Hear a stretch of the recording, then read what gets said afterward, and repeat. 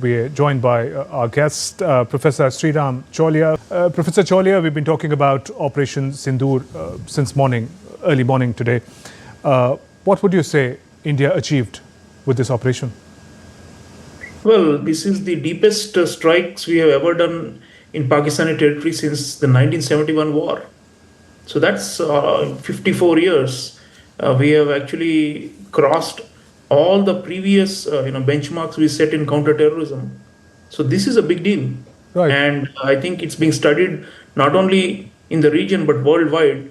Wherever this jihadi menace is, people have been looking for solutions and commensurate and proportionate means by which they can tackle this menace. And clearly, we are setting a benchmark in global counterterrorism efforts. So I would say this is a milestone in India's evolution as an assertive state, India's strategic culture, which has become much more, much less defensive and much more assertive under Prime Minister Narendra Modi in the last 11 years. And this is proof that we are willing to take risks. And, in these kind of, in game theory, we call this game of chicken, where two, vehicles are heading towards a collision. And the question is who will swerve first and who will blink first. And what India is saying is that we are not going to blink, and we are willing to risk escalation if you dare to. That's the message we are giving to Pakistan. So we are stronger. We are a giant economy compared to them. We've got much more conventionally superior military. And if they use dirty tricks and commit crimes against humanity like they did in Pahalgam, we reserve the right to use all our might to teach a lesson. So that's what I think has happened this time. And we are ready. We've also indicated clearly that if they think that this is an escalatory spiral and they will continue to retaliate, our counter response to their response will be even harsher. So what we are trying to do is impose a kind of deterrence on them through calculated military moves. And we'll, of course, know their ideological, hardline ideology is not going to vanish overnight because of this. They will try to regroup. They're already claiming that the Jaish-e-Mohammed and Lashkar-e-Taiba will take revenge on India for what they are calling our atrocities. So, we've got to be continuously prepared for this in the long run. But what we have shown is that India today, under Narendra Modi, is not going to sit back and take it lying down. I think that's the biggest message, because their propaganda, their ideology claims that Indians/Hindus are weak and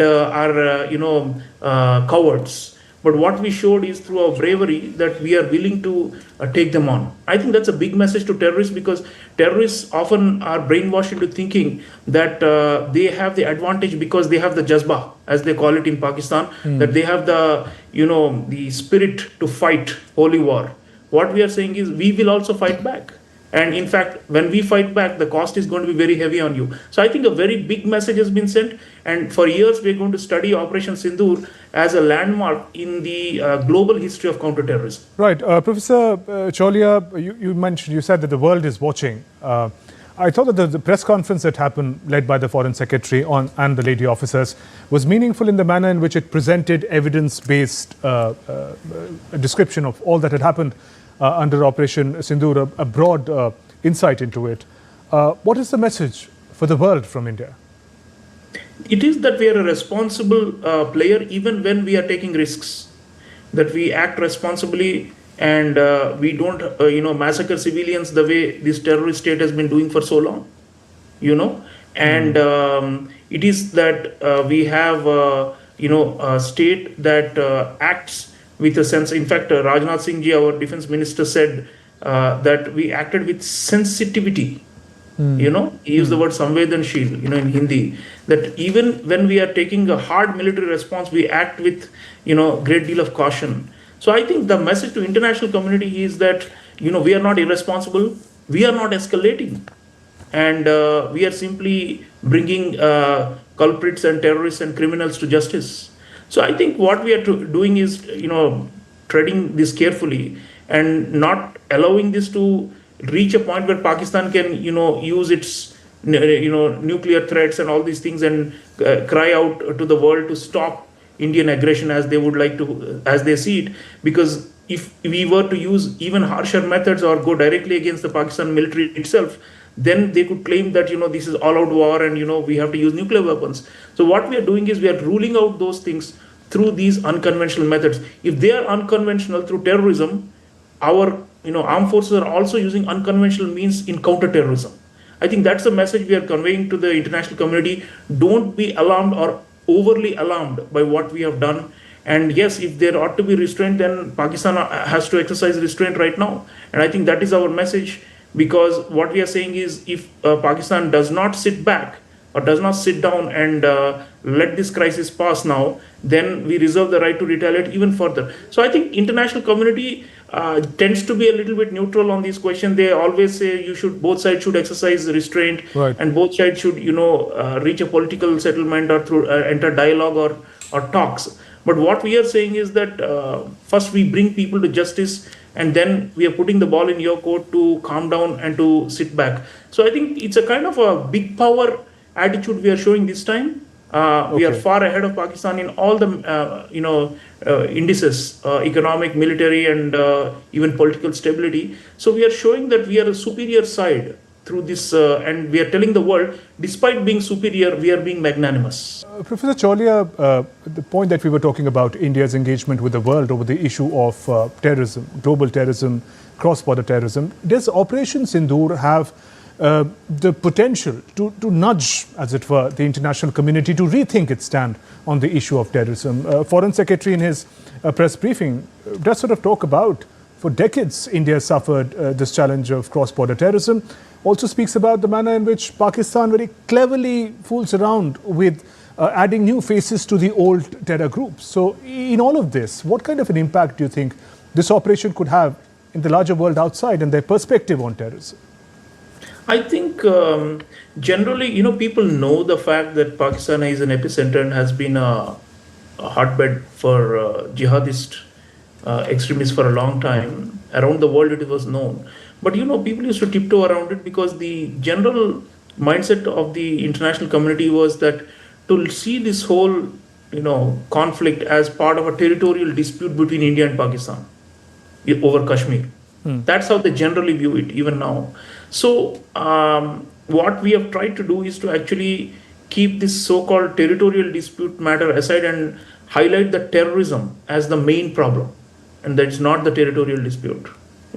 So I think to that extent we have tried to convince a lot of them. Not everybody has bought it, but in general there is greater sympathy or empathy for India because we are also strengthening our relationships with a lot of key countries through strategic partnerships. So they are getting a lot more from India. India is a big power here, relatively speaking.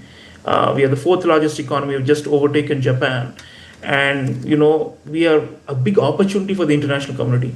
So even if whatever be the merits or demerits of this whole so-called the Kashmir dispute and the Pakistan's claims and all these, they are willing to look at the Indian viewpoint more favorably now because we give them so many other benefits in terms of economic, market access, in terms of, strategic cooperation, and so on and so forth.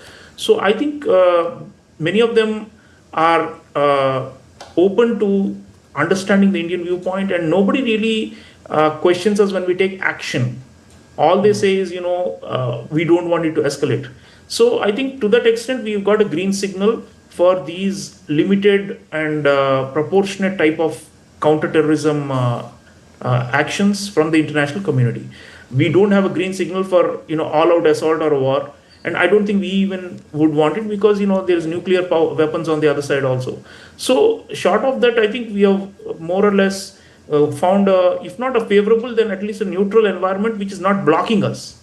In earlier eras, in the pre-Modi period, what used to happen was that the previous government, especially Manmohan Singh's time, they used to fear what will the international community say if we take action.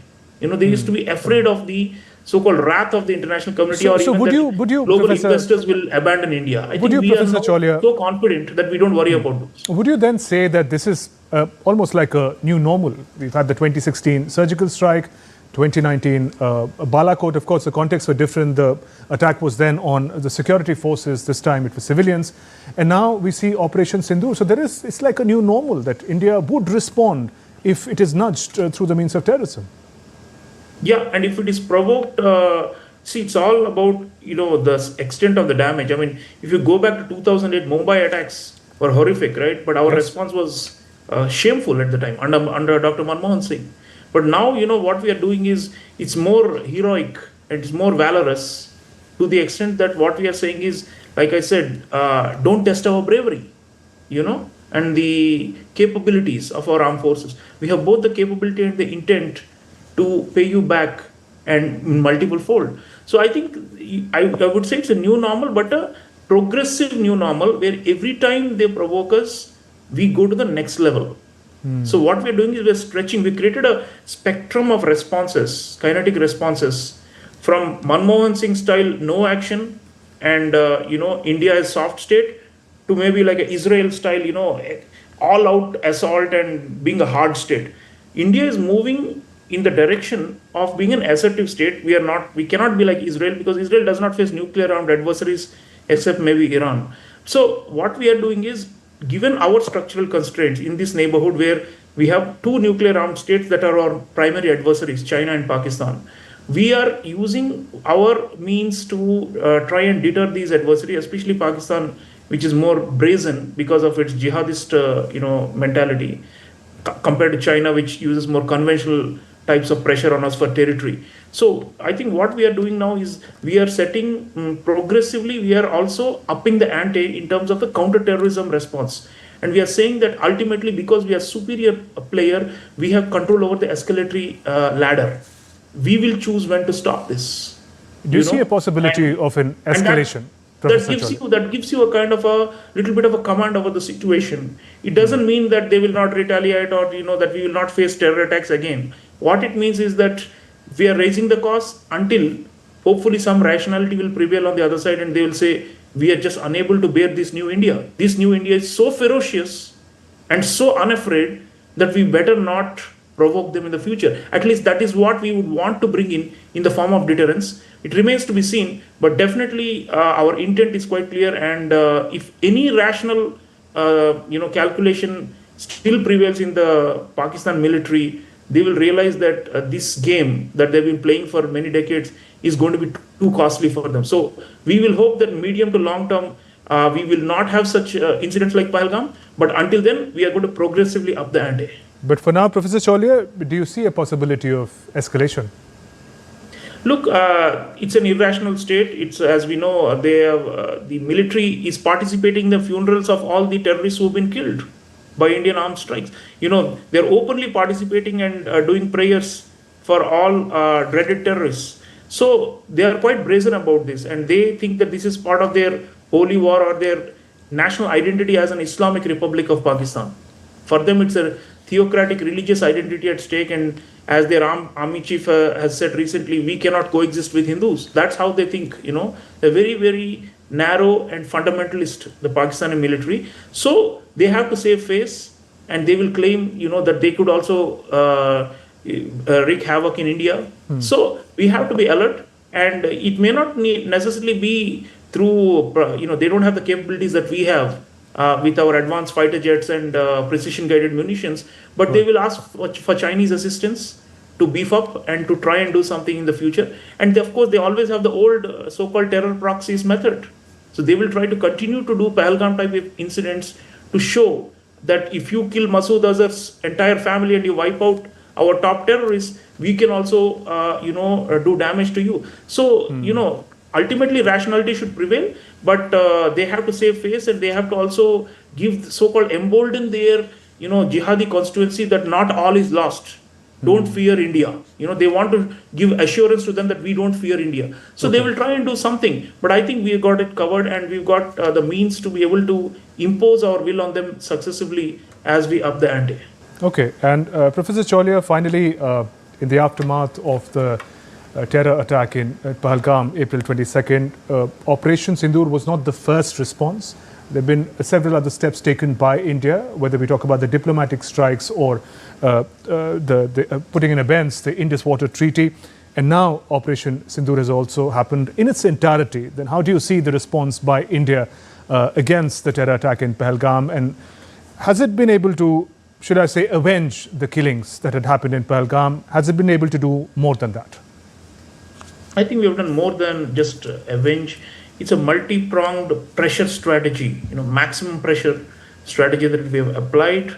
Indus waters, it's a historic step to, stop them. And also, we are using all our levers to make sure IMF and other, international lending agencies again, do not commit the error of giving loans to Pakistan, which it can then use to for terror activities. And I think the international community, like we said, has been apprised of the nature of the problem that is festering in that country.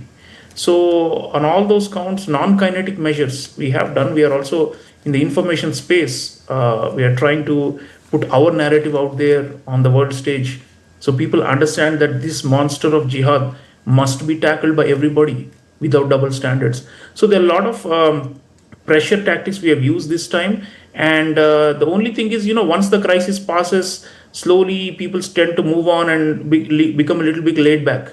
So my view is that, we have to be eternally vigilant and sustain the pressure over a longer period. It will require a kind of national will. And what these drills and all these are part of that, mustering the national will to stand up at a time of national security crisis. And I think the society is being mobilized better. And I think that is the ultimate strength of India. Look at the officers we had who made the press conference. We had, women up front. We had women from different religious backgrounds. We are showing that India is much bigger than Pakistan on all these counts.